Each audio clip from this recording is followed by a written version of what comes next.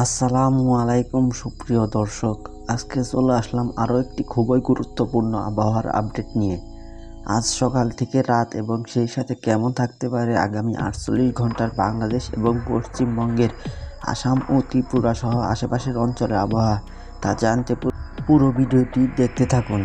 তো চলুন দেখে নেওয়া যাক কী থাকছে এক নজরে। আজকের আবহাওয়া বার্তায় আপনাদের জানানো হবে আগামী 3 দিনের আবহাওয়ার পূর্বাভাস, সেই সাথে বঙ্গোপসাগরে নতুন করে যে লঘুচাপটি সৃষ্টি হয়েছে তার বর্তমান অবস্থা, এর প্রভাবে বৃষ্টি হবে কিনা, সেই সাথে আরও জানিয়ে দেওয়া হবে ঢাকা, রাজশাহী, চট্টগ্রাম, খুলনা, বরিশাল এবং সিলেট অঞ্চলের আবহাওয়া।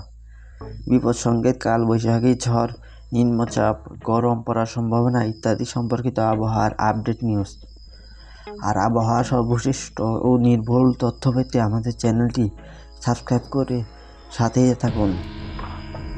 সেই সঙ্গে কে কোথা থেকে বা কোন অঞ্চল থেকে আমাদের আবহাওয়া নিউজটি দেখছেন তা কমেন্ট করে জানান। ধন্যবাদ। তো চলুন বিস্তারিত শুরু করা যাক। বায়ুমণ্ডলের দিকে তাকালে আমরা দেখতে পাচ্ছি বঙ্গোপসাগরে আবারও একটি নতুন করে লঘুচাপ সৃষ্টির আভাস পাওয়া যাচ্ছে। আমরা দেখতে পাচ্ছি এবারের লঘুচাপটি পশ্চিম মধ্য বঙ্গোপসাগর ও তৎসংলগ্ন উত্তর পশ্চিম বঙ্গোপসাগর এলাকায় সৃষ্টি হতে যাচ্ছে, যা আগামী 24 ঘন্টার মধ্যে একটি লঘুচাপ হতে পারে। এবার দেখা যাক, চলুন বায়ুমণ্ডলে বৃষ্টিপাতের অবস্থান কেমন দেখা যাচ্ছে। বায়ুমণ্ডলের দিকে তাকালে আমরা দেখতে পাচ্ছি আগামী 24 ঘন্টার মধ্যে রংপুর, ময়মনসিংহ ও সিলেট বিভাগের অনেক জায়গায় এবং রাজশাহী, ঢাকা, খুলনা, বরিশাল ও চট্টগ্রাম বিভাগের কিছু কিছু জায়গায় অস্থায়ীভাবে দমকা হাওয়া সহ হালকা থেকে মাঝারি ধরনের বৃষ্টি বা বজ্রসহ বৃষ্টি হতে পারে। সেই সঙ্গে রংপুর, ময়মনসিংহ, সিলেট বিভাগের কোথাও কোথাও মাঝারি ধরনের ভারী থেকে অতি ভারী বর্ষণ হতে পারে।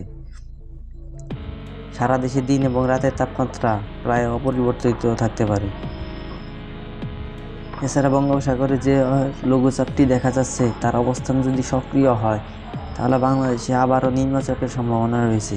এছাড়া আগামীকাল বায়ুমণ্ডলের অবস্থানের দিকে তাকালে আমরা দেখতে পাচ্ছি আগামীকাল সন্ধ্যা 6টা থেকে শুরু করে পরবর্তী 24 ঘন্টায় রংপুর ও ময়মনসিংহ বিভাগের কিছু কিছু জায়গায় এবং রাজশাহী, ঢাকা, খুলনা, বরিশাল, চট্টগ্রাম ও সিলেট বিভাগের 2-1 জায়গায় অস্থায়ীভাবে দমকা হাওয়া সহ হালকা থেকে মাঝারি ধরনের বৃষ্টি বা বজ্রসহ বৃষ্টি হতে পারে। সেই সঙ্গে রংপুর ও ময়মনসিংহ বিভাগের কোথাও কোথাও মাঝারি ধরনের ভারী থেকে অতি ভারী বর্ষণ হতে পারে এবং সারা দেশে দিন এবং রাতের তাপমাত্রা সামান্য পরিমাণ বৃদ্ধি পেতে পারে।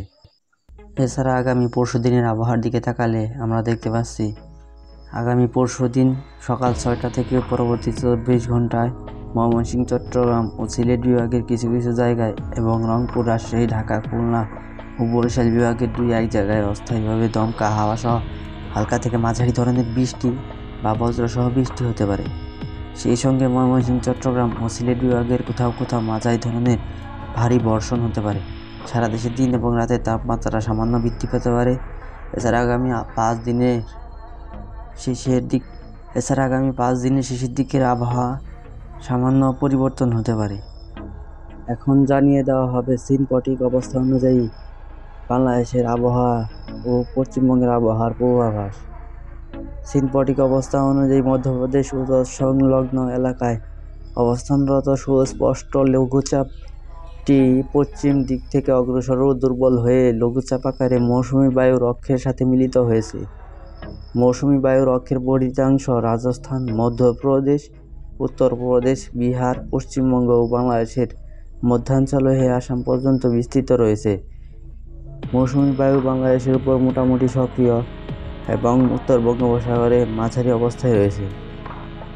পশ্চিমবঙ্গ, মধ্য বঙ্গোপসাগর ও তৎসংলগ্ন উত্তর পশ্চিম বঙ্গোপসাগর এলাকায় পরবর্তী 24 ঘন্টার মধ্যে একটি লঘুচাপ সৃষ্টি হতে পারে। ঢাকায় আজ বাতাসের গতিবেগ ছিল দক্ষিণ পূর্ব দিক থেকে ঘন্টায় 10 থেকে 15 কিলোমিটার। আজ সন্ধ্যা 6টায় ঢাকায় বাতাসের আর্দ্রতা ছিল 65%। আগামীকাল ঢাকায় সূর্যাস্ত সন্ধ্যা 6টা 12 মিনিটে এবং সূর্যোদয় ভোর 5টা 42 মিনিটে। সুপ্রিয় দর্শক, এই ছিল আজকের আবহাওয়া বার্তায়। আবহাওয়ার পরবর্তী আপডেটটি দেখার জন্য সকলকে আমন্ত্রণ জানিয়ে আজকের মতো এখানেই বিদায় নিচ্ছি। আল্লাহ হাফেজ।